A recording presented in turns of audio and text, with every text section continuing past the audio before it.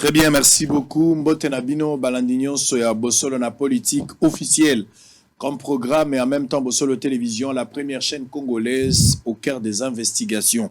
Merci pour la confiance, merci pour la fidélité. Vous êtes habitués à Rolanda ce programme du lundi au vendredi à partir de 11h30, 16h pour la rediffusion.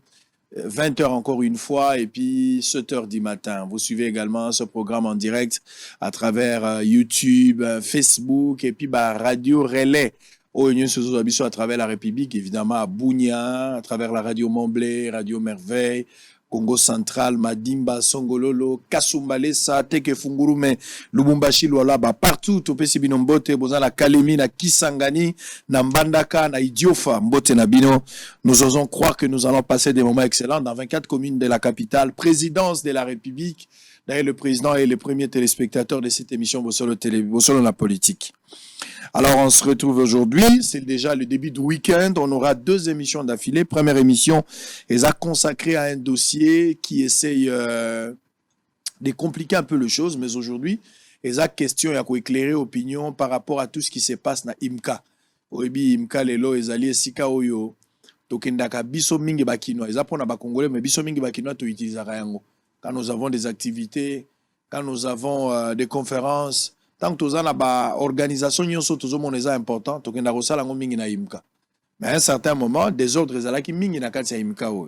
Nani azolo ba solo nani ya lukuta mikolo utiko leka on avait reçu alors que j'étais en déplacement, mamelo ayamba ki bato bayaki, balobaki makambo kotalisa mobulu eza na IMCA. Alors il faudra pas kotika bato moko kapo balobaki, mokonzali ngulu alito imoko tefo ngula bato imibale. Dans le même droit, nous avons décidé aussi de donner la possibilité, dans un autre camp, au bazo estimé que pour na bango bangonde bazali ba officiel, bangonde bazana mandat, bangonde bazana logique, de pouvoir s'exprimer autour de la question comme ça. Et gozala équitable, bino ba téléspectateurs beaucoup juger qui dit mieux. Alors j'aurai 3 personnes ici en premier pour recevoir, mais avant cela, je vais vous donner des informations du jour. Le gouvernement congolais salue les rapports de l'ONU sur le soutien du Rwanda au M23. Butembo, reprise du mouvement de grève des chefs de travaux et assistants.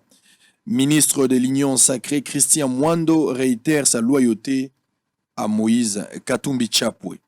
Maïndombe, 5 morts. Elidia, il faut tout surveiller ici. 5 morts dans un nouvel accrochage entre Teke et Yaka à Kwamut. Sud Kivu, reprise du trafic à la frontière entre la RDC et le Rwanda à Kamanyola. Omar Kavota, les manifestations anti-MONUSCO sont une page à tourner pour se concentrer sur la traque des terroristes. Un rapport d'un groupe d'experts de l'ONU, le gouvernement insiste sur le Rwanda doit reconnaître sa culpabilité dans l'instabilité du pays. Martin Fayoulou Bunagana est toujours entre les mains du M23 qui s'organise pour s'accaparer des Rumangabo que fait le gouvernement dit des Warriors. Sans la loi rectificative de l'exercice budgétaire 2022, la RDC ne pourra affronter l'armée rwandaise, alerte Adolphe Mouzitou. Nord Kivu Goma, les victimes des manifestations anti-MONUSCO seront inhumées ce vendredi au cimetière de Makao. Nous sommes de cœur, Nabino, tout ça, la place Bozali, ça fait très très mal, mais tout ça, qui est tenu sur Kozala Malam, et que Molimo Nabino est coupé Manakimia, vraiment Nakimia. Confirmation du soutien rwandais au M23 par l'ONU, Noël Tchani évoque l'urgence d'expulser l'ambassadeur Vincent Karega. Mais Karega, là, pourquoi on ne l'expulse pas? Il y a toujours des tentatives, il reste ici, on négocie, on parle. Pourquoi le gars là ne peut pas partir? Pourquoi? Ne serait-ce que par courtoisie, s'il ne veut pas se retirer, il faut le faire partir. On va voir après. Maintenant qu'on ne veut pas de vous, parce que votre pays là nous embête, ça crée l'instabilité du côté de l'Est. Mais il faut partir, mon frère Karega, il faut partir. Vous n'êtes plus le bienvenu chez nous. On va faire se voiler la face, il faut qu'on se regarde, il faut qu'on se dise des vérités. Bossali biso mabe belé, ton pays, le Rwanda, Bossali biso mabe belé. Il n'y a plus à cacher. Même nos enfants sont au courant, ils sont informés. Que Beno, Rwanda, Bossali biso mabe. Tozali malam vis-à-vis Nabino. Quand je parle du Rwanda, je ne parle pas de la population, je parle du gouvernement. La population n'a rien à voir, mais c'est le gouvernement. C'est le gouvernement, en commençant par Kagame. Vous avez exagéré. On est resté, on s'est bien comporté plusieurs années, toujours à la CACAB. Je ne sais pas pour la politique à bon voisinage, des bons cœurs, je ne sais pas. Mais trop, c'est trop. Nous continuons à perdre nos frères et sœurs tous les jours. Il y a des morts à Beni et partout. Mais en même temps, Karega, tu es ici, tu suonnes calmement, tu vas manger, tu vas dans des fêtes, tout ça. Mais est-ce que tu ne peux pas rentrer? Ne serait-ce que par élégance. Toi-même, tu ne peux pas te retirer, mon frère Karega. Tu peux te retirer. Sauf ton honneur, ta peau, mon frère. Retire-toi. Même si Kagame ne te retire pas, toi-même, tu peux te retirer.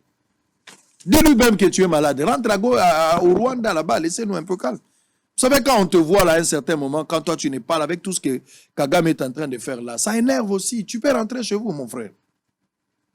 Vous allez me demander la procédure. Il faut que le gouvernement... Oui, le gouvernement, ça part des responsabilités. Mais moi aussi, en tant que peuple, j'ai ma manière d'interpeller ce gars-là. Je ne lui demande pas un matin de se réveiller et partir. Mais il peut le faire par élégance s'il le veut. Ou quoi, il démissionne, il est libre. Si le gouvernement tarde, moi aussi, je peux l'interpeller. C'est quoi cette histoire ici du Rwanda? Nord Kivu, l'armée déjoue une infiltration du M23 près des Rumangabo. Nord Kivu, la morgue interdite de sortir les corps sans vie des personnes décédées lors de manifestations anti-MONUSCO avant toute enquête. Tshisekedi reçoit les lettres de créance des 4 nouveaux ambassadeurs. Agression rwandaise, Kinshasa appelle Kigali à reconnaître sa culpabilité et sa responsabilité dans l'instabilité de la RDC après les rapports des experts onusiennes. On va terminer par cette note. Le gouvernement appelle le Conseil de sécurité à condamner l'agression rwandaise et obtenir les retraits du M23 de toutes les zones occupées. Allez, merci. On va prendre 3 personnes. Monsieur Batimundu Feti, secrétaire général et représentant légal suppléant. Il y a Imka, il est avec nous. Bonjour et bienvenue. Bonjour, Sango. Très bien, merci beaucoup. Et de l'autre côté, on a 2 personnes. Nous avons Dr Odon Pembele, président AI de l'IMCA national. Donc, il est président national de l'IMCA, président AI. Il est avec nous. Bonjour. Bonjour. Bienvenue. Merci. Alors, on va terminer cette présentation avec M. Robert Diabadila. Il est trésorier général de l'Assemblée. Makambotali imka mobombi misolonde tatao ya vandia mbote na yo boye bolam mbote mingi na sepeli. Merci beaucoup. Alors d'abord dès l'entrée des jeux on va avoir vos impressions. Mbala liboso l'émission en lingala, vous allez toutefois là où vous aurez du mal à parler lingala, parler français librement, mais néanmoins faites de votre mieux pour le lingala. Alors mbala liboso zo participer na bosolo et za programme au bomona ramosika mais les komi pembe na bino. D'abord ba impression na bino pour na bosolo télévision. Aujourd'hui, une chaîne de télévision. Quelles sont vos impressions, de loin ou de près? D'accord, Sango, na sepel mingi po pesanga maloba. Tolandaka tango nyonso télévision bosolo na politique. Ndenge obandaki ezalaki muke ekoliti ekomi lelo. Na nzela nyonso otamboli biso tomonaka bosolo parce que okendaka kotala makambo nyonso ezoleka o bato bazoloba okendaka kotali yango ozongi olakisi biso nyonso. Tozalaki na possibilité wana te. Nde pesaka biso esengo mingi kolobaka otikala kaka na nzela wana po mbala mosusu ezalaka obandi boye ntango kopusa na mikolo obandi kokende kote mosusu tokosenga na yo otikala kaka na nzela wana po opesaka biso na bosembo na makambo nyonso elekaka. Président, omoni ke sambo solo mboka ekotambola te?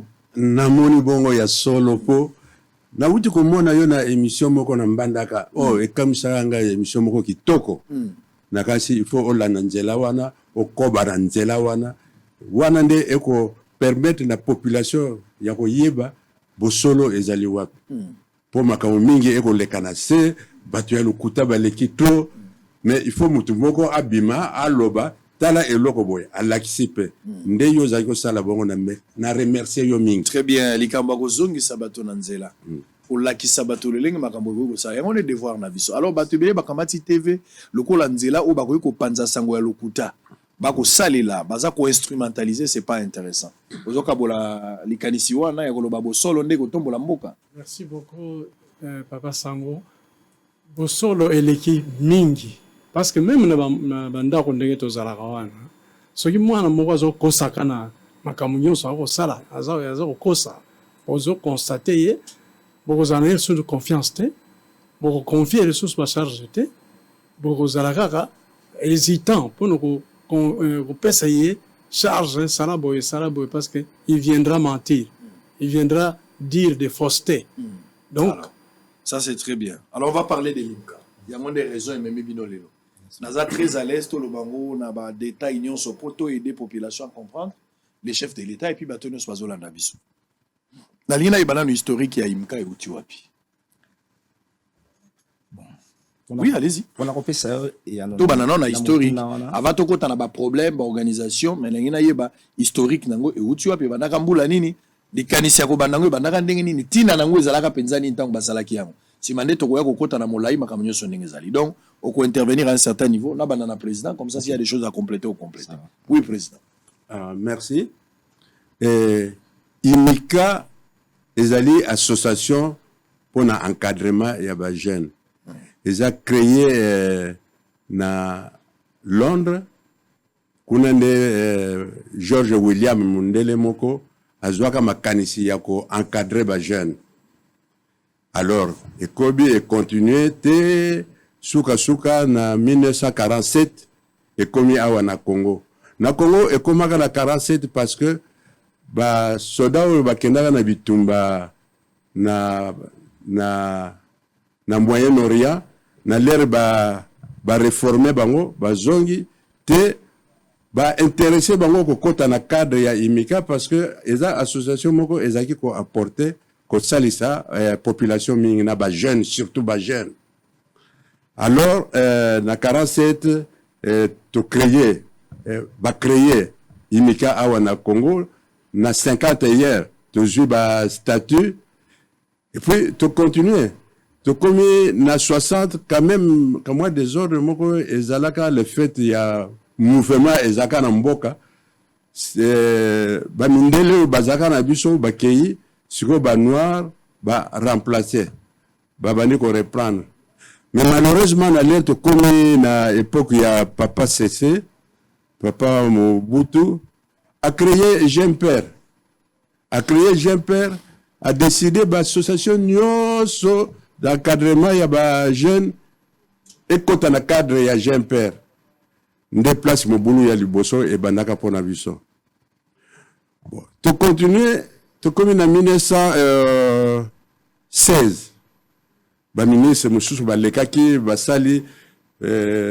lokola ba meka ko sangisa ba membre union so bazaka ko yokana te na 2016 te allez Denis Kambay ministre ya sport na jeunesse a sangisi biso albino il faut bosala la comité moko ezala endimami na batonios na groupe na bino c'est vrai tout ça la comité voilà chance to malchance to yeko pona motu moko na niveau ya présidence comme on a Jimmy Matulu mwana kiponga ezaki toute commission moko provisoire to eza penza cette fois-ci bo s'organiser bo poni bato ba kozala avec un mandat bo bandi penza bureau ou bien ezalaki un comité bo cheka provisoire pour des missions assignées et ko sala na telle période depuis à longue muto à côté te wana ezali vraiment donc to créer bureau ya conseil exécutif national donc bo restructurer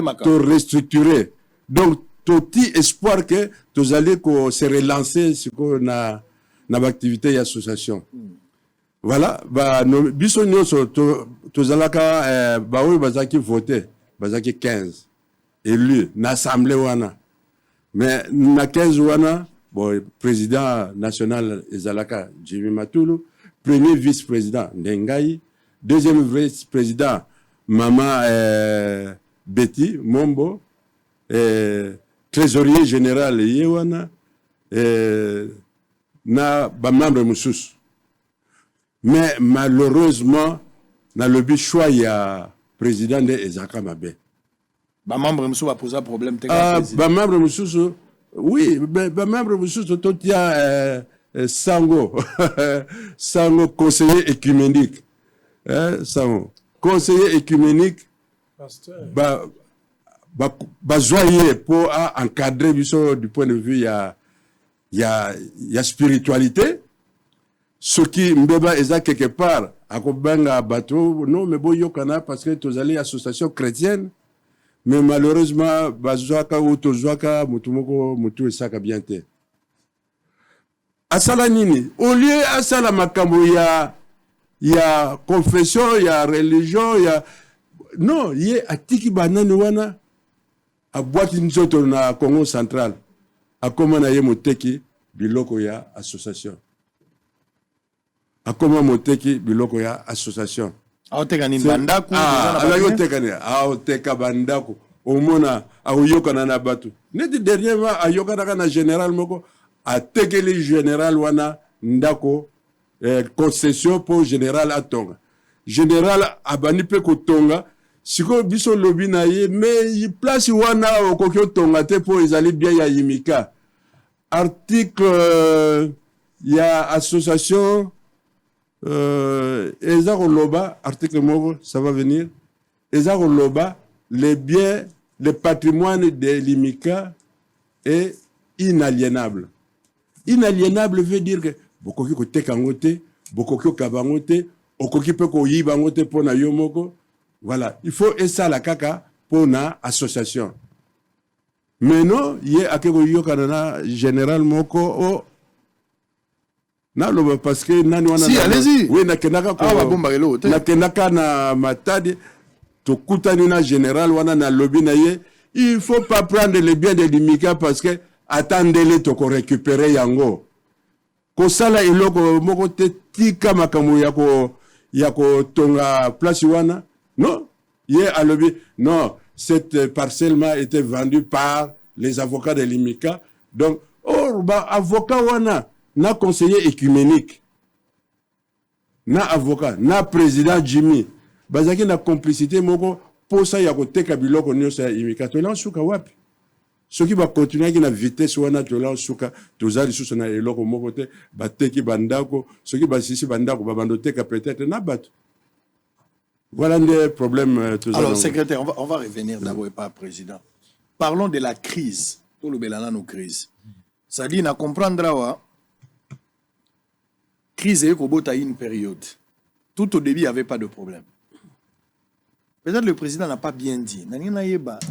Les nœuds, il y a crise et où tu vois. Nani Azala qui auteur, il y a crise. Problème, Nino est justifié qui crise. Parce que, ah, on a sorti de la crise, tu as sa solution. Tu as crise, où est même qui batuba yokana. Et est-ce que batuba yokani, tu yokani, tu as échoué, quelle a été la suite? C'est clair.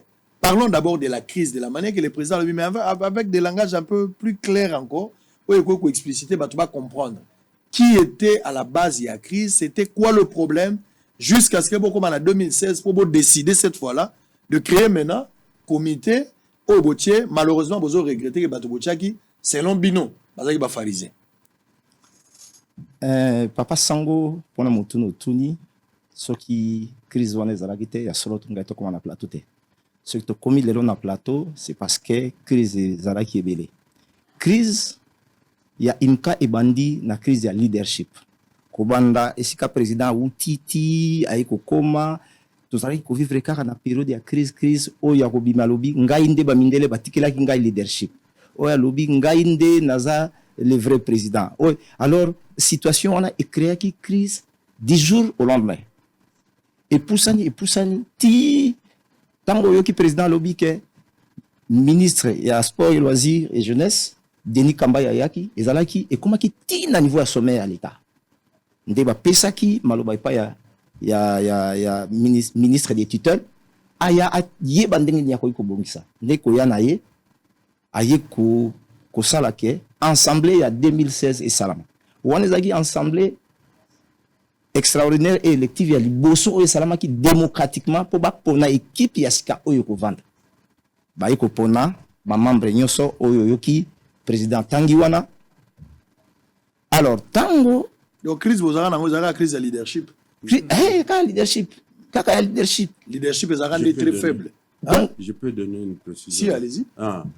Parce que moi je veux comprendre le vrai problème. C'est quoi le problème? Et là on dit même magiti boya comme la restructuration au sein de la 2016. C'était quoi le problème? Non. Il y a eu détournement, il y a eu des fonctionnements, dysfonctionnements. Qu'est-ce qui a amené cette crise Il y a cause qui s'appelle Ezali Kolobake. Mandat moko ezali pour 5 ans. Ok. C'est-à-dire que ce qui est là, bureau moko vendi ou comité moko vendi en place, ezali na 5 ans pour ne sala musala. Les arts renouvelables étaient. Les arts renouvelables une fois. Ok. Ce que sali musala nango esili na 5 ans, ba pesi possibilité na bato nyonso ya ko briguer mandat, ya ko postuler pour ba pona bango. Mais une fois, seulement après. Alors, et ça là qui est liboso ba élection les ala qui ko salamate. Pour les ala qui kaka ba conflit na ba conflit. Élection et salama démocratiquement à liboso et ala qui na 2016. Tango salami des comités au eza sikoyo parce que mandat nango ici na 2021. Ah tozali na glissement. Comité wana ikoti comme à la tête président Jimmy mais suspendu lelo. Président Jimmy Matoul. Yende alekaki président. Mais à l'équipe président au même titre que membre nyonso ya bureau ya conseil exécutif national. C'est-à-dire yé ba votaki mais à ça le comité n'a été ba voter pe premier vice-président. Ba voter pe deuxième vice-président. Ba voter ba membre nyonso. Ba to ba voter ka bango te ezakaka secrétariat parce que bango baza ba professionnel. Alors les 15 personnes va voter ki bango. Biso na imka to dans système parlementaire. Un net dans système parlementaire. C'est-à-dire, comme nous sommes une association, ce qui est Kambo Songolo et Zali, pour besoin de décision, il faut bosser la réunion. Il y a bureau et conseil. Ça dépend à niveau. Ce qui est à niveau, il y a l'icolo, il y a conseil exécutif national. Ce qui pensa, et qui est binonyo se beaucoup quitté, n'est qu'il y a une assemblée générale, où il y a organe suprême. Mais bateau, où il y a dirigeant, il y a bureau, il y a conseil exécutif national, où il y a na 15 membres, plus 2, ça fait 17. Le secrétaire général et son adjoint. Alors, tango, comité à Sikai Koti, bisyon soto sepeli torobike, comité Koti, makamonyo sekole kamalam. Quelques mois kaka ekoti, likambo liboso ekota, ou sali que le comité est en place, parce que le comité est en place, bango bazali liboso te, bango est en comité ekoti ya Sika. Président, deux vice-présidents, na ba conseiller, na ba secrétaire général, mi balé, titulaire, na vice nae. Sikoyo ba to salika quelques mois, 6 mois. Mbongo ya liboso ekoti.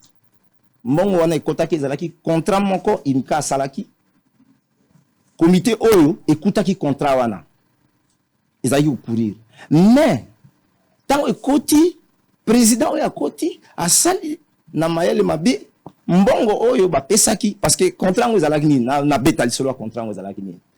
Mundele moko ya libanais kombo ya société na ye Sokodeco mundele wana komo na Ibrahim asignaki contrat na imka po atonga ndako ndenge ba développement ezalaka awa tongi asali ba boutique asali ba magasin bato bazo futela ye pa zo récupérer imka pe azo zwa eloko na ye pona contrat wana mbongo moko ezalaki déposé non remboursable caution ya $25,000.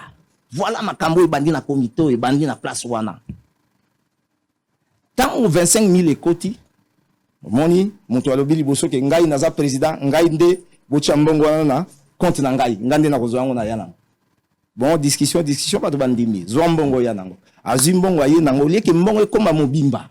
Mbongo ekomi ndambu ba explication ebele. Nde na tango bato ba moni ke explication leki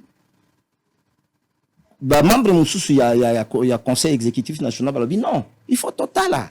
Mbongo ekotaki metoye ba likambo nini eza na kati ba commissaire au compte bazalaka mibale balobi basala ye ba kende ba yeba makambo ezali président lobi non ngai naza na pouvoir na nga bino ba commissaire des comptes jamais bokoki ko contrôler ngai bazo zela ke ba ya ko contrôler ye andimi pa ba ya ko contrôler ye ba mona mbala moko ba kar mibale ya ba police ekoti ekangi bato ekangi premier vice-président ekangi trésorier général et kangi commissaire au compte bakei na banko quand ba komi kuna président lobi ke balingi ba bomaye donc voilà conflit place utaki ya liboso yango $25,000 ya liboso yango na nde panzi bato ya solo et puis koloba boy même contrat wana lelo soko kei na kati ya banal na biso na imka okozwa contrat wana ezalité contrat wana ebunga ezala maboko ya président Jimmy ye moko nde ayebi biso nyonso ba membre ya bureau ndenge tozali awa ata mutu moko amona contrat wana ezalité et puis mutu atongi ndako asilisi jouissance ezaka ye moko imka azokata eloko moko te oyo ndenge bayokanaka toyeba te ça dit libanais atonga banda atonga ezali soke na Jakarta ndenge ezalaki convenu mais sikoyo pour jouissance ezala mabeleza ya imka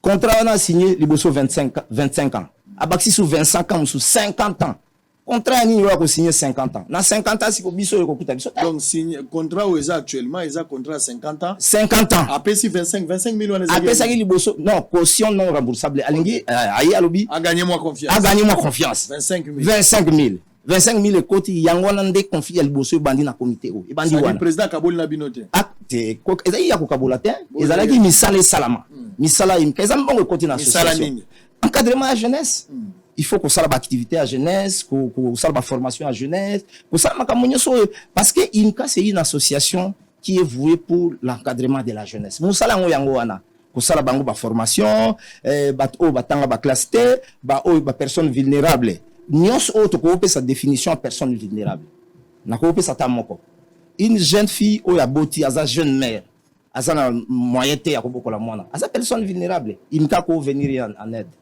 catastrophe naturelle moko salami musala imka yango kola kisa ata étudiant si classe azana na moyen te ya ko zwa musala imka ko pesa ye formation na domaine moko déterminé oyo ko pesa ye possibilité que avant asala musala oyo talani na nzela na ye oyo tangi akoyi ko zwa moyen ko survivre voilà musala imka yango wana ko pesa kimia na bato oyo bazangi omoni bazangi yango nde musala imka na bamboka mususu tango na kopusa na liboso na koyebisa yo ke nakomaki banomaki nga ambassadeur itinérant epesaki nga possibilité ya kokende na baimka ya mikili nyonso Canada, France, Belgique komona okomi kuna kokuta même étudiants jeune na biso bautaka bakendaka o bazala na moyen non te bayebi repère te bakendaka kolala epa ya na imka balali wana après soki bazwi repère na bango bakei imka asalaka repas de cœur batu bavanda na ba conditions atmosphériques que za bien te yango alors musala imka wana yango wana imka za na besoin ya mbongo na tango ye normalement il fallait ça la musala ya imka mais malheureusement et sali musala ya imka te ba rubrique za ebele écoute na kata keste et yaki ezalaki wana kana maboko ya président bino nyonso ozali ya mutu moko asalaki na ye président Jimmy Azate biso eza comité moto za comité nyonso bino nyonso bosala na ye biso nyonso toza na comité moko ti lelo yo ye azande suspendi pendant makambo to nani a suspendre ezali conseil exécutif national organe où eza habilité ya ko suspendre ndé est-ce que vous avez respecté la procédure mais totalement obandaki na nini bon tubandi non na wana akoti boloko wana na $25,000 wana tango ya kangisi batu pe ba moni babi yo kangisa biso pona nini bake ba porter problème na justice c'est esali musala na ye e kangiye e tiye na boloko akendaka makala asali 14 jours na makala bon ba tractation e bimi tango wa bimi au moni ne ya conflit e bandi wana tango yesiko ya bimi alobi bon bino bokangisi ngai sikoyo bokomona ngai na koize sikoyo ya pouvoir na ngai ya président bokomona ndenge na kosala nde kobanda wana conflit ya munene ekoti na imka trésorier to soanano yo nde monyangeli misolo makambo mbongo nde eza yo merci makambo mbongo lobana likambo $25,000 bapesi yo moto kotsaki mbongo na kesi yo ndo yebaka yo ndo kutanaka na libane apesaka nde pa na yo ndenge nini yo opesaki yango président na place ke obomba yango pe ntango ozobimisa ozopesa président bandeko bayebaki te seke ezalaki cope na yo na président nga na kokamba na mbula oyo kosala cope na président on verra peut-être s'il me comprend allez-y mais Papa Sango la vérité dans cette histoire de $25,000 Potozaka ngai trésorier je suis professeur à l'université de Kinshasa mais na kota na imika depuis 1990 sikoyo l'air to sali ba élection ba poninga trésorier ngai na adjointe mwana mwasi pe à son âme akuti okufa mikolo eleki kuna akangami na Jimmy président bakangami na ende yende moto azokende kozwa mbongo Très bien. bisika nyonso bazokima ngai bakimi ngai adjointe na yo atrahir yo adjointe azosala azwi na place na ngai azwi mbongo asali dépenses et tout ça. Alors lorsque nous avons pris les $25,000 na yoki yango na ye, mais il m'évite. Il ne veut pas me parler. J'appelle la trésorière. Oh, voilà, bon, yaki, président, Joachim Bongo, a atteint dans Genève parce que nous avons une contribution à envoyer à l'international. Non, montant à combien? Bon, le montant qui est là, c'est 5 000. Il a pris 5 $5 000 pour atteindre kuna, mais atteindre en côté à côté ça on a poche. et tu as les 20 000. Tu as les 20 000. 20 000, on ne comprend pas.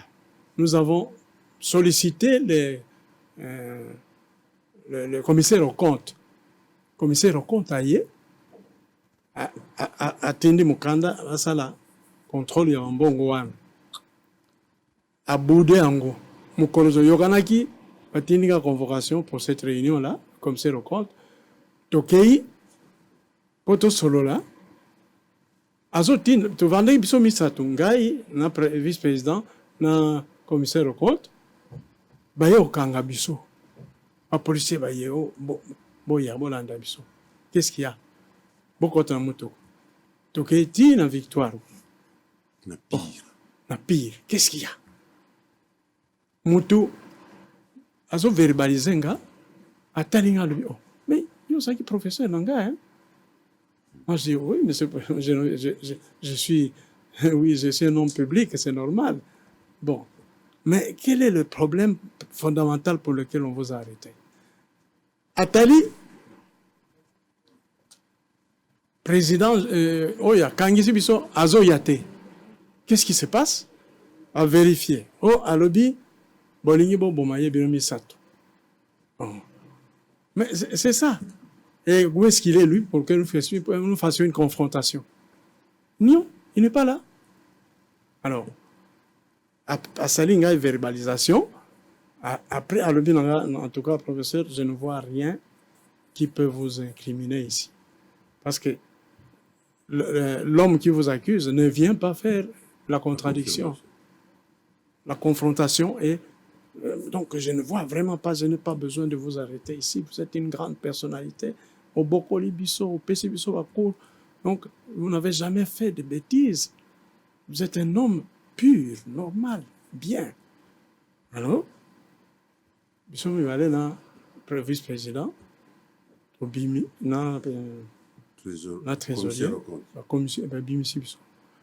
Maintenant, c'était la police à l'entrée là-bas. Vous ne pouvez plus accéder. Ça, c'est lui-même maintenant qui va prendre des policiers. Il place là-bas. Mais en même temps, quelle est la suite des 20 000 avec adjointe Nayo? Suite à 20 000. Ça a disparu comme ça. Ça dit, dans votre bureau, vous avez la trace, il y a un bon mois à la tête. Non, les détails de dépenses. Est-ce que vous l'avez adressé à un courrier? Est-ce qu'avez-vous adressé un courrier? Si vous n'avez pas eu le temps de parler avec lui.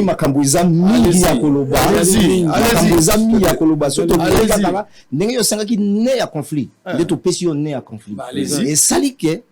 Kutuna ba écriture te pona po ba écriture ezalaki kaka ya mabe mbongo ba expliquer ki yango bien te yeta envoyé na ba soda tche na porte alingi bato mususu ba kota te esali scission na kati ya bureau ya conseil exécutif national commis deux parties ye atikali na quelques 1 2 3 personnes parti mususu etikali kanisa ke bureau ezali na 15 personnes plus 2 ça fait 17 personnes.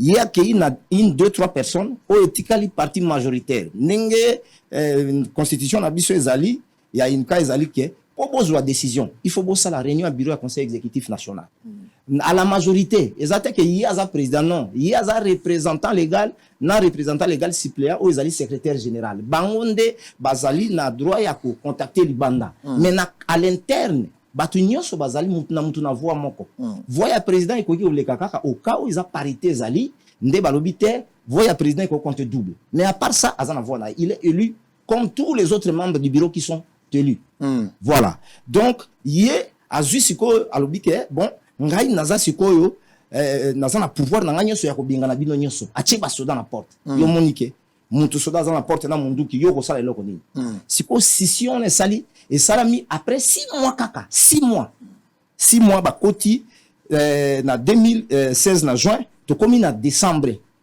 makambo ya mbongo epanzi tango makambo ya mbongo epanzi mobulu ekoti ekomi oyo kanga oyo soka aye baku de force moto na tour na ye oyo aye akangi ya tie kuna okukina pe aye akangi ya tiebo pendant tout le mandat musala salama kita tokomi na 2020 wana ezalaki événement secrétaire général oyo nga nayaki mais avant nakoma na 2020 nazalaki na mwa makambo moko mibale nayebisa yo allez-y bon voilà makambo nalingi naloba na yo eza boye ngai naza membre ya imka nazalaki président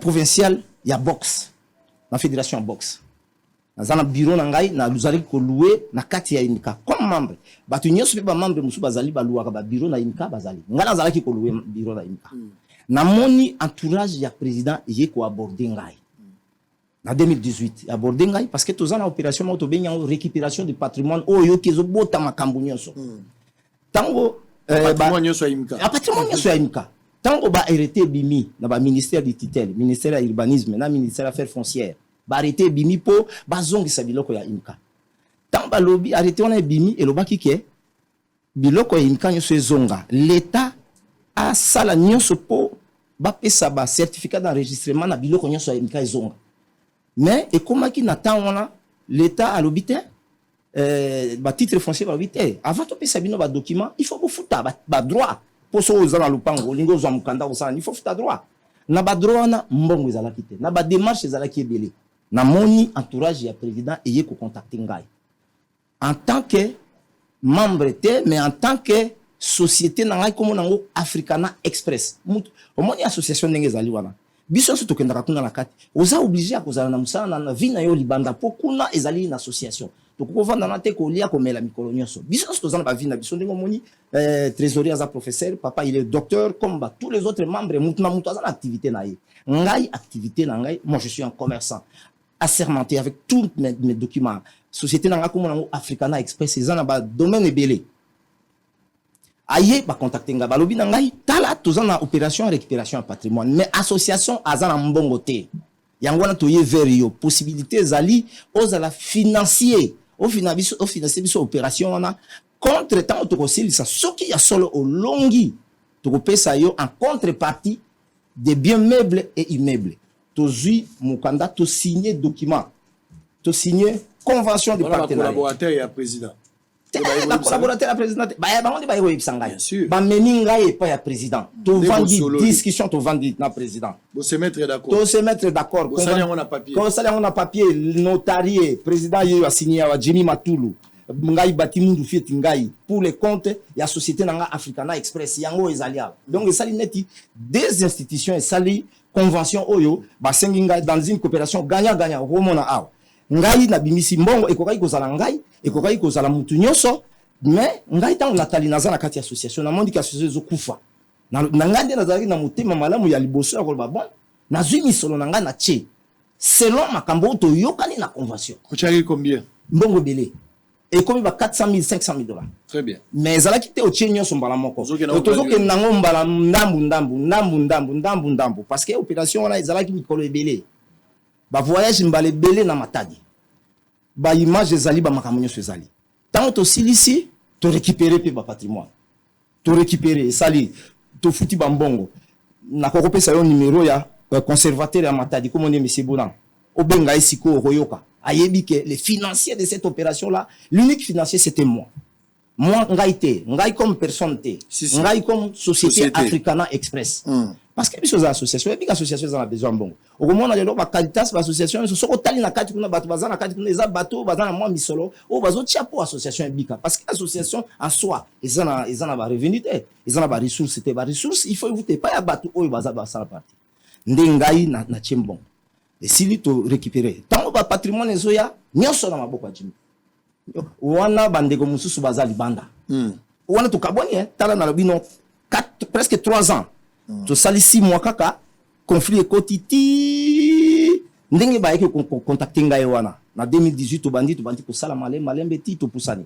toyokani société na ngai chembongo en contrepartie na kozwa biloko na ngai tokei topusani mwa moke nakanisi elenge esalaki ye mingi na mosala malamu nazali kosala alobi anomenga ambassadeur itinéraire wana ye président ye président asepeli na ngai naza na bamikanda nyonso awa anomenga président ani ambassadeur eza na eloko moko eza na kati ya statut te mais ye aza président akoki koyela baide ezalaki ka ngai moko te baambassadeur mosusu bazalaki mais ngai sikoyo ezalaki ambassadeur itinéraire mpo na nini na mosala oyo ngai nasalaka na vie na ngai personnel etindaka ngai na voyage mingi nde alobi bon ozoprofite na bavoyage na yo okende kokóma na baimka mosusu international otala bango ndenge nini bazali oyela biso sango mpo biso mpe imka ya RDC tokoka koavance mpo biso imka RDC normalement tozali déconnecté na imka international abandaki kozonga malembe nazoyeba te atomboli ngai natikali pamba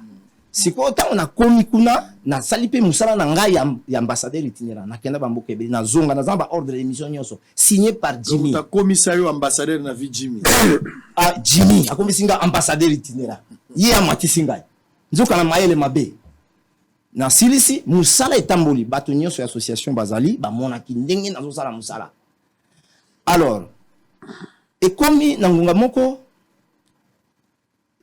conflit lekaki malamu makasi conflit bandi okende na batribunaux bacours de tribunaux baparquet na ntango wana ministre tutelle ezalaki oyo ya lelo te ezalaki ministre Billy Kambal aye kobimisa lettre moko asengi na bacours de tribunaux nyonso banani baparquet nyonso basirsoir kotraite badossier ya imka na kati ya baparquet nyonso ekende na assemblée générale akomeli yango inspectorat de service judiciaire inspectorat pe aye kobimisa mukanda moko a instruire ba parquet nyonso en tout cas makambo ya imika jamais ko se traiter sous na parquet il faut zela kaka assemblée générale natan wana toujours de l'assemblée générale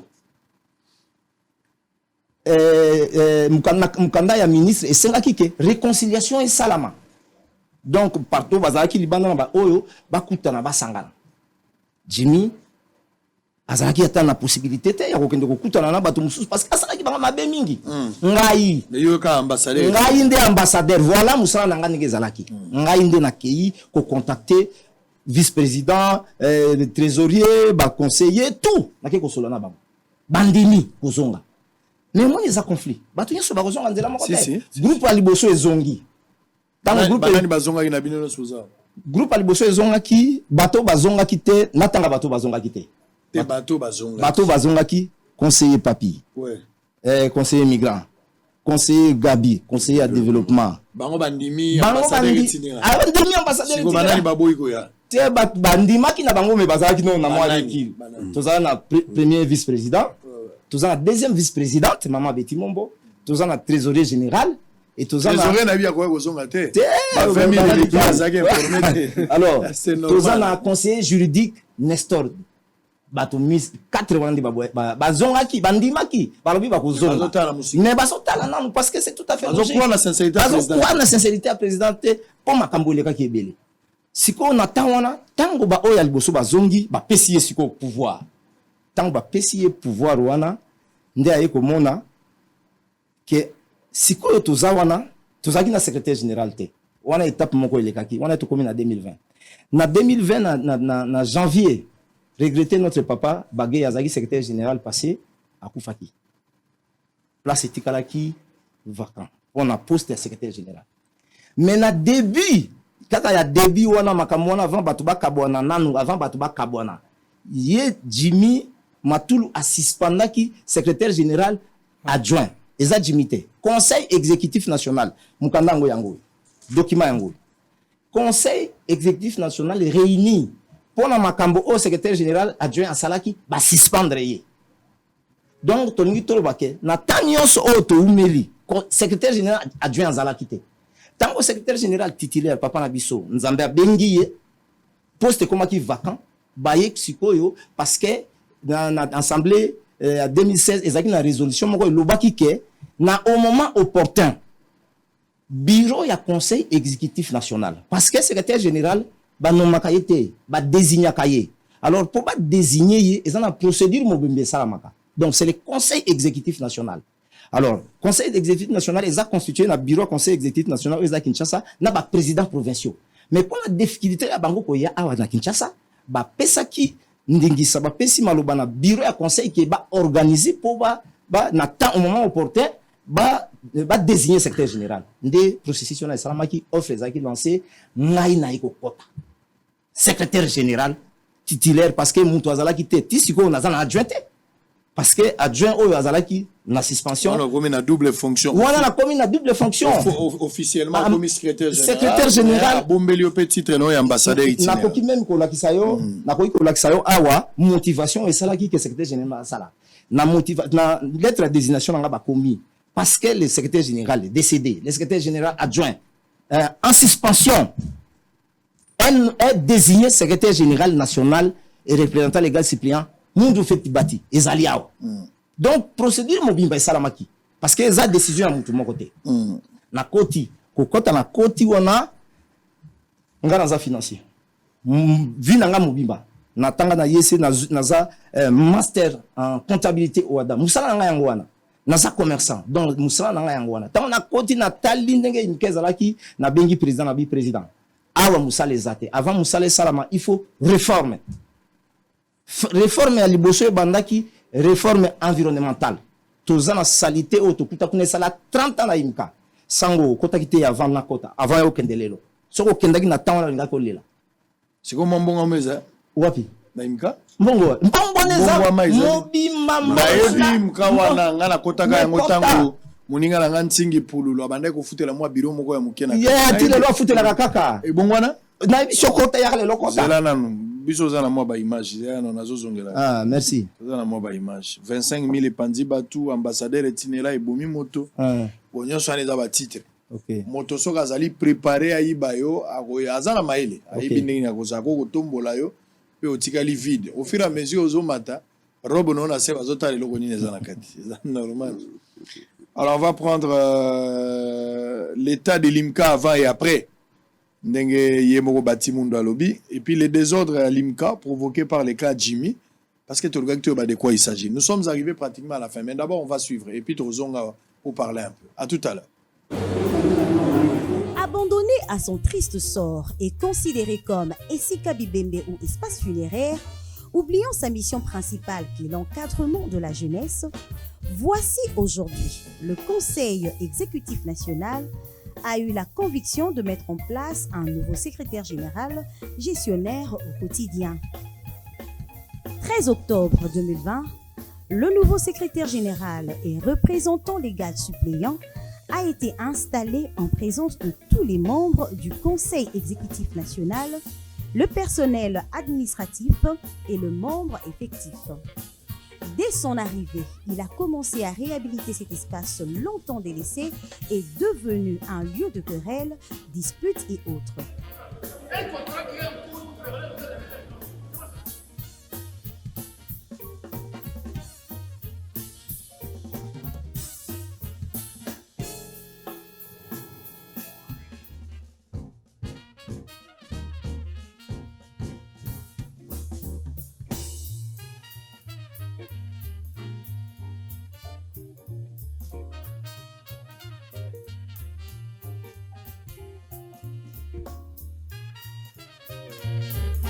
Le secrétaire général national a eu l'initiative de réhabiliter le siège national de IMCA pour que celui-ci ressemble ou rayonne comme les autres IMCA à travers le monde.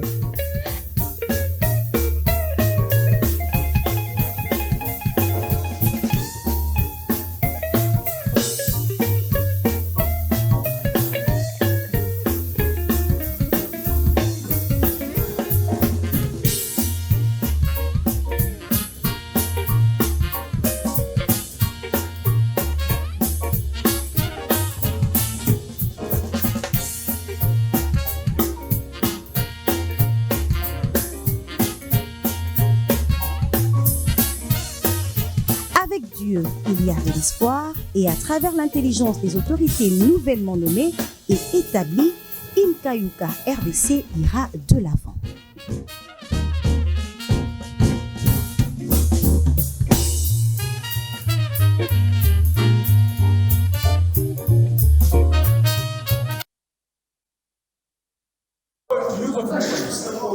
Coup d'état raté na Imka. Ba imposteur bayaki kosala mobulu okati ya Asbel P ba troublaki ordre public na ngonga ya musala.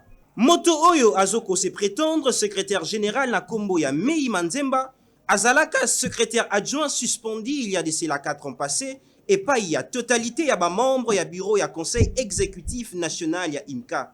Lelo a se manifesté P a s'autoproclamé secrétaire général à la place ya CG Bati Oyoaza en exercice. Confirmé par la majorité, il y a des membres et un conseil exécutif national, il y a Imka Alobaki. J'étais au bureau, j'ai vu débarquer 15 personnes. J'étais avec les conseillers chargés des migrants. J'ai vu débarquer 15 personnes. À la tête, il y a M. Mei qui est arrivé disant qu'on est venu de les réinvestir. Et à l'intérieur, j'ai reconnu M. Matondo et M. Zoro, un de nous ici, qui est chargé de la presse, avec plusieurs personnes nous menaçant.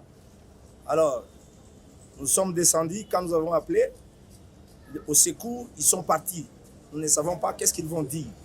Donc là, c'est pour que l'opinion sache les menaces que nous avons subies tout à l'heure là. Moko Yaba membre, il y a bureau du conseil exécutif national, M. Papi Bossele, Yepé Azangaki Malobate. Pendant que nous sommes en train de se préparer, parce que le comité ici est fait mandat, nous nous préparons pour l'Assemblée générale qui est en gestation, la commission interministérielle déjà mise sur pied par le gouvernement, d'ailleurs le Premier ministre qui avait instruit son Excellence le ministre de la Jeunesse. Voilà, aujourd'hui, vous voyez ce qui est en train de se faire. Mais pourquoi bloquer, pourquoi freiner le développement dans notre pays et dans notre association en particulier? Nous allons poursuivre jusqu'à la fin pour l'intérêt de la jeunesse. Allez, merci. Avant de se séparer, on va avoir quelques précisions peut-être importantes. Présentement, Nengi Mikolo Nengboza, Nanazo dirigé Imka. Moutazo dirigé Imka Sikoyo, Ezali, premier vice-président, Yendaza président AI. Parce que, na kati ya statut na biso, tozana article 20.1 où ezolobela président, mais article 20.2 ezolobela ba deux vice-présidents. Ce qui président a empêché, ba de moko o yazali primaire, yende akozwa président, yende akozwa direction ya association. Président Jimmy akangamaki wana akangamaki liboso ya 25 000, mais 25 000 esuka kite azonga ki lisusu et pas ya mundele wana kozwa mbongo ti à peu près $100 000. Wana ya yemoko kaka. Et s'il tant ba conflit ye belé, président Jimmy abandi kokomela bwa aya banga te akokomela chef de l'état akokomela premier ministre abanga kana été akomi siko tant akomi bato wana bazui ba lettre babandi kotinda siko ba enquête o tozo senga na yo sango lelo to sengi na officiellement zwa caméra yaka okendaka na bambandaka okendaka na bamboka nyonso yaka epai na biso lele otala otuna osala investigation oyeba makambo na zolo basoka eza ya solo to eza lokuta. Tango akomi mikanda, bato wana baye, akomi na ANER, akomi na nani, akomi partout. Akomi lipe ministre ya jeunesse. Ministre ya jeunesse, moutou aliboso a réagi. Ça qui parce que ils ont la tutelle na ye, atindi commission moko kende kotala kuna balabi mort d'homme kozala. Tango baye, koyoka makambo o eleka ki, ba pesa ki bango suite, et sengi ke mission moko kene Congo central pona nini. Nane ya makambo mususu ezali spoliation, vente ya biloko ya association. Commission moko ezalaki mis en place et kiti na quelques membres ya ministère de la jeunesse ba komikuna tango komikuna sango na lingite na yebison 107 patrimoine et association spolié o ba teki o ba salibo ba prévenir sur les amis. Voilà Jimmy Mozate. Jimmy a teki 107. Na yebisi OK mutu ba atindi bato yake matadité yazalia mission moko kende kuna pour la récupération mission là comme ils ont sala musala ba avocat akomi na suka ateki soka teki ya kosala ka des charges nani nda kopesa mukanda po aza président c'est Jimmy asali acte de décision signé Jimmy yango nyonso ezali ata ezali zela nani président yona Jimmy bosali remise et reprise te oh to salate mais Jimmy azaka na boloko na l'air nga na reprendre pas faire tant bino bokangisi yo zu bokondi ninge article nani na ya loba tant bino bokangisi nde yo ko bokondi na l'air wana ndenga na komi mukondi oui. Mais au coma qui est intérimaire, en attendant, ils ont pour indisponibilité à Jimmy. Ils ont dit pour le battre qu'on gagne mi place wana. Non, naza qu'on respecte kaka disposition ya statut. Ouais. Statut et lobby que c'est le premier vice-président qui prend la direction de l'association dans l'air président Azalité. Azana Boloko. Donc, Azana possibilité de kobimate pour nagoya ko lobakenga yi président. Déjà, même pas na Boloko, déjà Azala suspendu pour biteka tekana yewana. C'est pourquoi tant que yo pouvoir. Ouais. Otali na ba dossier. Nini yo découvrir na mafia ya Jimmy. Ah. Bon. Déjà, il y a Liboso. Na l'air à Fundaka Biso. Pour première plainte contre Yenga Ndeme Moto na Pozagango na confiance ba nan. Na l'air à Loba que Biso Toluka qui ko bomaye. C'était un gros mensonge. Ça c'est un. Deuxième, omoni bavoka oye azwa misala na bango ko kele ko teka babiloko. Donc bangonde bazaki ko teka biloko ebele ye musala na ye ko certifié ko pesa ba mikanda tout ça. Donc wana vraiment place à Bobby Penza Imika. Place à Bobby Imika solo. Donc notamment wana et puis ce que hôtel ata activité moko atikali ko sala te oyo ke ezali initiative na ye asali azaki dembela kaka soki amoni mutu boye akufeli ndeko alinga ya kolelawa omona ye abimi wana no président ya Imika na ye ko présenter ba condoléances et communauté problème na ye. Donc ça dit bozana eloko moko te ya malamu oyo bino bozomona na gestion ya Jimmy atikali nango ekozala ta révolution ekozala mwa réforme atikali kosala te ata restructuration moko Jimmy asali te. Au contraire selon bino a détruit Imika. Nazala sincère. Sincèrement Jimmy atikali kosala eloko moko te oyo eza un avantage ya Imika. Très bien. Ni avantage ya ba jeune. Aucune chose. Même ce qui est école par exemple, école est facile. Hier à Osasa école ati kuna ati batunaye baye bakate soki mbongo ekotaka ndenge nini mbongo nyonso ekwatere na poche na. Ce qui est hôpital azu petit frère na ye. Ati na hôpital mais so kaza compétent il y a pas de problème. Yo moko depuis au hier. Petit frère na ye incompétence notoire. Yo moko depuis au commis qu'est-ce que tu as fait? Ah, qu'est-ce que je fais? Bon, je préférerais que les autres en parlent. Je peux dire quelque chose là-dessus. Attendez, donc toi terminé. Yo ebindako. En attendant ya loba. Pour pese maloba mingi te pour ambassadeur itinéraire. Non, tu vois comment. Pour azar commerçant, azar mbongo ebele, non. Qu'est-ce que lui il a fait depuis qu'il est là? Parce qu'on contestait Jimmy. On lobby que Jimmy a sali makamala moté. Bon, maman on a koufi batonga kamowe ite. Mowe saki. Mais néanmoins, maman on a joué à double G. Parce qu'il y a maintenant que Jimmy a combattu moto à Jimmy. A combattu moi si n'a été, hein? Non, je ne sais pas. En tout cas, je ne sais pas. C'est difficile de savoir. Vous avez jeune fille? Jeune maman. Jeune maman. Bon, mais tu vois les intimité, tu vois. Mais tout le bagage qui maman wana makabobele yo yebagite. Tant que baye, nini yo moni a changement et salam. Yo mo bon mibiso. Le changement, c'est d'abord la paix. Ensuite, la mise en place des structures financières. On a canalisé tout l'argent dans un secteur très bien. On a un service financier, un service de dépenses, d'entrée et de sortie de l'argent. Et puis, l'avantage, c'est quoi? C'est que on a réfectionné tous les bâtiments par son entremise avec le secrétaire général. Les bâtiments sont devenus très chics. Il a reconstitué l'école maternelle, l'école primaire et l'école secondaire. Maintenant, il est en train de préparer comment reconstituer l'université IMCA internationale. Parce que nous étions, avec la collaboration des professeurs de l'université, on a créé une université qu'on appelle Université IMCA RDC. Cette université a fonctionné, mais tous ceux qui sont venus comme Jimmy, ils ont dérangé ça et l'université ne pouvait plus fonctionner comme il faut. Très bien. Allez, on va terminer avec le secrétaire général. Okay. Avant de souffler, on va récupérer le professeur Chilumbai qui est déjà avec nous. Depuis 12 heures, il était là. On va parler de l'actualité politique. On prendra la Monisco, on prendra Affaire Matata, Kabound. On va prendre également Grève Enseignant enseignement, il y a professeur d'université, on parle d'enseignement supérieur universitaire. Mais avant cela, allez, secrétaire. Bon, Finalement, 500 000 nautiques, ils ont noté. Nazute, document ezali. Ngai nazana besoin ba pesa ngai makambo tolobaki wana ezana société na ndeko kolanda ka pour landa makambo wana, mais il y a eu reconnaissance des dettes parce que c'est le conseil exécutif national réuni batali ba réalisation parce que ezali ko bomba te. Tozalaki na ba certificat enregistrement te yango une centaine 80 à 100. Tozalaki na ba bâtiment mabe outi komona ba bâtiment nyonso ebongi batali ba bi non makambo ozolo ba c'est justifié. Bavandi réuni balobi to reconnaître nini dette na yo wana eza une part, mais de l'autre part ce n'est pas ça.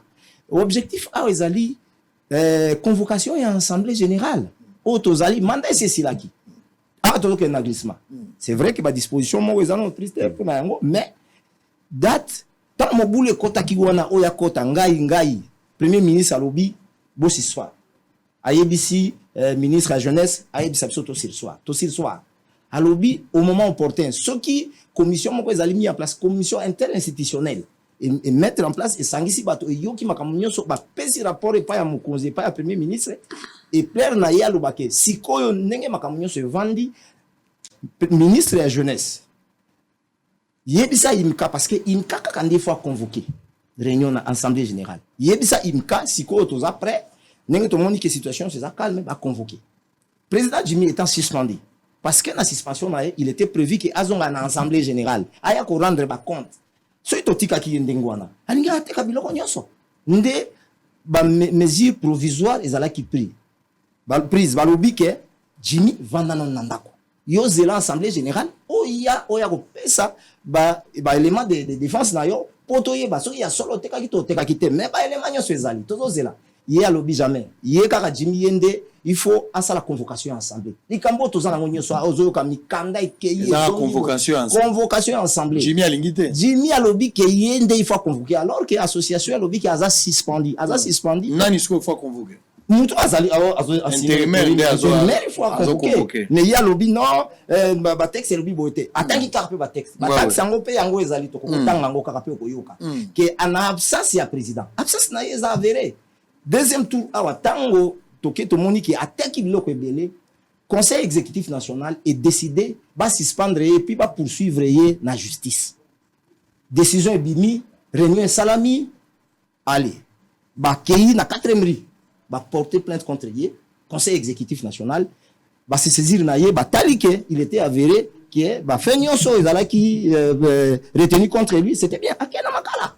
Asali kuna 72 jours abimi pour nani pour azaï kobela abimi na petite porte ba pesi liberté provisoire yetanga comme libanda allez azongi susuye président alors que ba document ces alliés et lobby kazaki suspendu jusqu'à l'ensemble. Alors à quand la nani assemblée générale ezali prévu du 12 au 16 septembre. De ça facile pour longola te besoin maintenir. To longola te ye azo sala manœuvre ya lingi kaka yende a convoquer yende a convoquer te muto a convoquer azali ya confirmé déjà du 12 au confirmé du 12 au 16 septembre 2022 et au sala ma naïka to za siège la biso donc Batunos va reprendre part à parier to bengi te ye pa koya ye pa koya ya ben dans l'assemblée générale il provisoire peut-être les sera état vanda on te mais il faut ya répondre parce que azali banda très bien so bazali na boloko mne mususu azali banda. Alors vous se mettre d'accord avec le ministère de la jeunesse. Ministère de la jeunesse a pesibiso imka, a pesi président nanité, a pesibiso imka. Biso nde na ba disposition na biso lobby que revenir na article 20.d à l'absence du président vice-président le président nous a convoqué ensemble. Très bien. Il faut nga mona yana na imka wana. To bongi lelo sango yaka. Il faut bongisa. To bongisa. Bongisi batu balambi. To lamba ka batu bien. Biso to za batu to lamba bien. On a na no désordre. Na mona pe na no Jimmy a uti prison na mona na no Jimmy so na komona Jimmy. Siko biro. Mais yaki na biro awat. Yaza na biro te. Biro na yesko. Nani azova na biro. Te mutu akokota te. To kangina no ti assemblée générale ça. Sambo bimisa moto nde ba osala remise. Mais yoka siko makamusu sezali sango. Kozala zali banda azu caché à bétisi. À salisi caché, à fabriquer caché, n'a papier en tête à fabriquer. Parce que na imkani etozali, administration est dans ma boko ya secrétaire général. Poste secrétaire général un poste administratif. Biso ndi musala na biso, ko sala makamyo c'est l'administration. Et là ici, même ba certificat ya bombi pa na normalement il faut les dans ma boko secrétaire général. caché na kati ya bureau secrétaire général yesi ko ba lettre o azo koma libanda zo nyonso wana c'est du faux parce que azana caché na ndako. Très bien. Voilà. Mais il faut ça la plaindre ceux qui montent à de doubler dans les ça dédoublement à cachot il y a caché. Exactement un article moko par la na règlement d'ordre article 3. Mais faut règlement d'ordre intérieur et le exactement il y a un fait fractionnel. Exactement, il faut porter plainte, il faut la procédure judiciaire. Voilà. Très bien. Alors Naokita, je vous ai promis que je serai là moi-même pour m'imprégner de la situation mais tout est clair hein, tout est clair. Donc je retiens ici à cette affaire d'abord de $25 000. Il y a un homme de sali, moi crise. Et comme 100 000. Voilà. Je suis en train de faire la restitution. D'accord. Et monsieur Sili, je suis en train de faire la restitution. Alors on va prendre une pause. Je vais revenir tout juste après pour continuer avec le prof Chilumbai. À très bientôt. Après la réhabilitation du siège national de l'IMCAYUCA RDC par le secrétaire général, M. Bati Mundou Feti, dans les soucis de redynamiser et remettre l'IMCAYUCA RDC dans sa mission d'encadrer la jeunesse, un carnaval de sensibilisation a été initié en marge de la Journée internationale de l'enfant de la rue, prévue le 11 février de chaque année. En collaboration avec la police nationale congolaise chargée de la protection des enfants et violences et le mouvement intégré des secours aux enfants défavorisés MICED en sigle. Par cette occasion, la délégation de l'IMCAYUCA RDC, qui est l'organisateur de ce carnaval, a été représentée par son secrétaire général et quelques cadres et agents de l'administration centrale. Rappelons que l'itinéraire de ce carnaval a eu comme point de départ le rond-point Victoire où se trouve un grand nombre de jeunes pour leur donner le message de l'enregistrement massif des enfants désœuvreux dans la formation de différentes filières.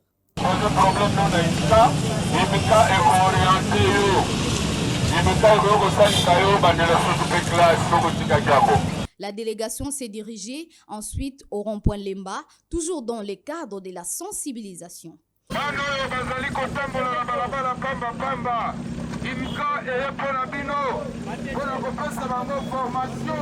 La carnaval a suivi sa course dans la commune de Matete, précisément au commissariat urbain de Moamba.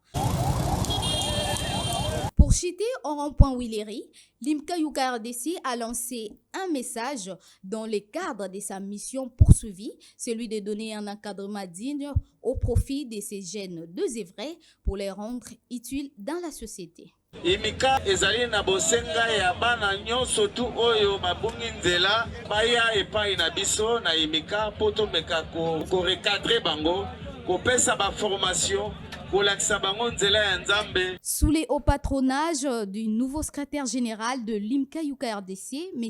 Bati Mundou Feti, que cette journée a lancé un message fort de l'adhésion massive de membres d'honneur et effectifs au siège national de l'IMCAYUCA RDC.